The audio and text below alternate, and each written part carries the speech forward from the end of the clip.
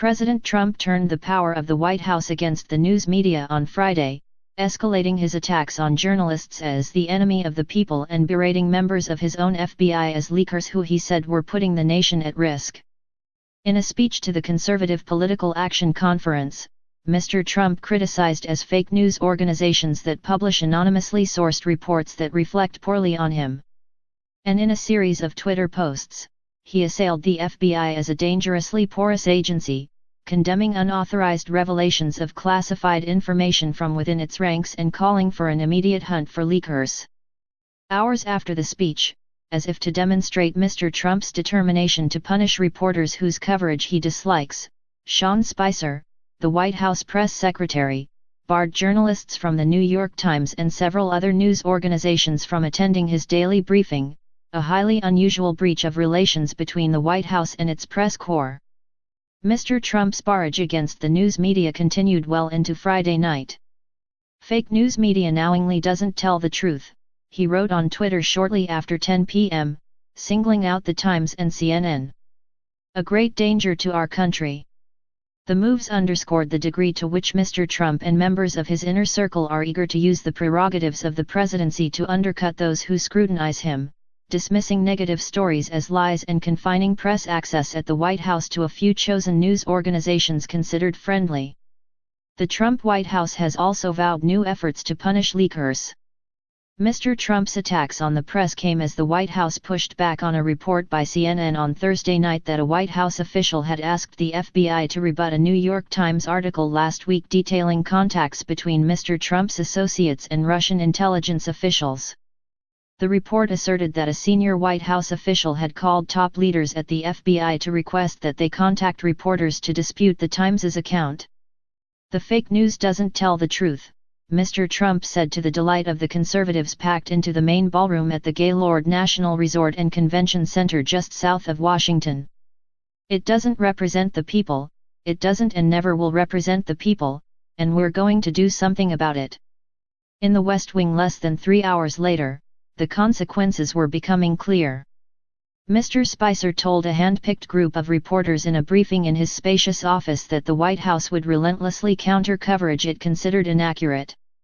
"We're going to aggressively push back," he said, according to a recording of the session provided by a reporter who was allowed to attend. "We're just not going to sit back and let, false narratives, false stories, inaccurate facts get out there." Reporters from the Times, BuzzFeed News, CNN, the Los Angeles Times, Politico, the BBC, and the Huffington Post were among those shut out of the briefing. Aides to Mr. Spicer admitted only reporters from a group of news organizations that, the White House said, had been previously confirmed. Those organizations included Breitbart News, the One America News Network and the Washington Times, all with conservative leanings. Journalists from ABC, CBS, The Wall Street Journal, Bloomberg, and Fox News also attended. Reporters from the Associated Press and Time magazine, who were set to be allowed in, chose not to attend the briefing in protest of the White House's actions. The Washington Post did not send a reporter to the session. "Nothing like this has ever happened at the White House in our long history of covering multiple administrations of different parties," Dean Baquet, the executive editor of The Times, said in a statement. "We strongly protest the exclusion of the New York Times and the other news organizations. Free media access to a transparent government is obviously of crucial national interest." Marty Baron, the Post's editor, called Mr. Spicer's decision to exclude some news organizations from a scheduled briefing appalling. "This is an undemocratic path that the administration is traveling," Mr. Baron said. "There is nothing to be gained from the White House restricting the public's access to information." The White House played down the drama surrounding Friday's briefing. "We invited the pool, so everyone was represented," Sarah Huckabee Sanders, the deputy White House press secretary, said in an email Friday afternoon, referring to the small group of reporters on hand at the White House each day to follow the president and send reports to the broader press corps. "We decided to add a couple of additional people beyond the pool. Nothing more than that."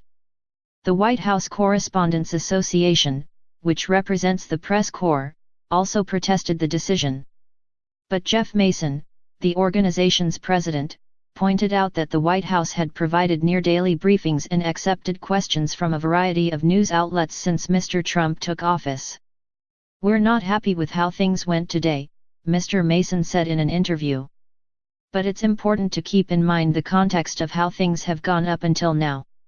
He added, "I don't think that people should rush to judgment to suggest that this is the start of a big crackdown on media access." Still, the Committee to Protect Journalists, which typically advocates press rights in countries with despotic regimes, issued an alarmed statement on Friday about Mr. Trump's escalating language. "It is not the job of political leaders to determine how journalists should conduct their work, and sets a terrible example for the rest of the world," said the group's executive director, Joel Simon. "The U.S. should be promoting press freedom and access to information."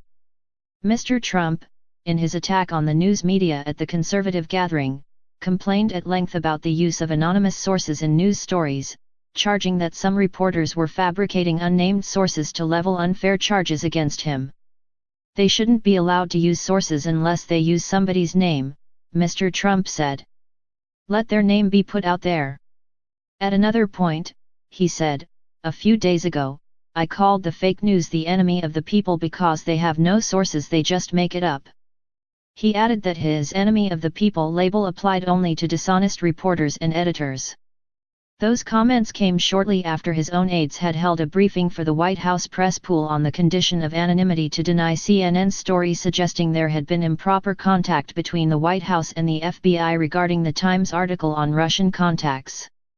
Later, in the briefing from which the Times was excluded, Mr. Spicer said that it was top FBI officials, first Andrew G. McCabe, the deputy director, and later James B. Comey, the director, who approached Reince Priebus, the White House chief of staff, the day after the article appeared to say that it was false. Mr. Priebus then asked the two FBI officials what they could do to rebut it publicly. "They apologized and said they were unable to issue a statement or otherwise comment on the matter," Mr. Spicer said. "They came to us and said the story is not true. We said, great, could you tell people that?" Mr. Spicer said, describing the discussions between Mr. Priebus and FBI officials. The FBI on Friday declined to provide its account of those conversations. On Thursday night, an FBI official said that the White House had asked last week for the Bureau's help disputing the article, and that senior FBI officials had rejected the request, citing the investigation into Russian efforts to affect the election. The article reported that current and former American officials said that phone records and intercepted calls showed that members of Mr. Trump's 2016 presidential campaign and other Trump associates had repeated contacts with senior Russian intelligence officials in the year before the election. The intercepts alarmed American intelligence and law enforcement agencies, in part because of the amount of contact that was occurring while Mr. Trump was speaking glowingly about the Russian president, Vladimir V. Putin. Last week the White House declined to comment on the Times article and referred reporters back to Mr. Spicer's previous assertions that Mr. Trump's campaign had no contact with the Russian government. Mr. Baquet said on Friday that the Times had numerous sources confirming this story. "Attacking it does not make it less true," Mr. Baquet added. Mr. Spicer's small group Friday session, known as a gaggle, was scheduled as an off-camera event, less formal than his usual briefings that are carried live on cable news. But past administrations have not selected outlets that can attend such sessions. Representatives of the barred news organizations made clear that they believed the White House's actions were punitive. "Apparently this is how they retaliate when you report facts they don't like," CNN said in a statement. "Tensions always emerge between an administration and the reporters who cover it, and it is not unusual for a White House to single out groups of journalists for special briefings outside of the daily on-camera question and answer session." The Obama White House was harshly criticized by members of the press corps after it tried to exclude Fox News from interviews with top administration officials. But press relations in the Trump White House have taken on a tinderbox dynamic, with journalists and press aides highly suspicious of each other's motives. "The grass is dry on both sides," said Ari Fleischer, who was press secretary to George W. Bush, "so it only takes a very small match to light it on fire."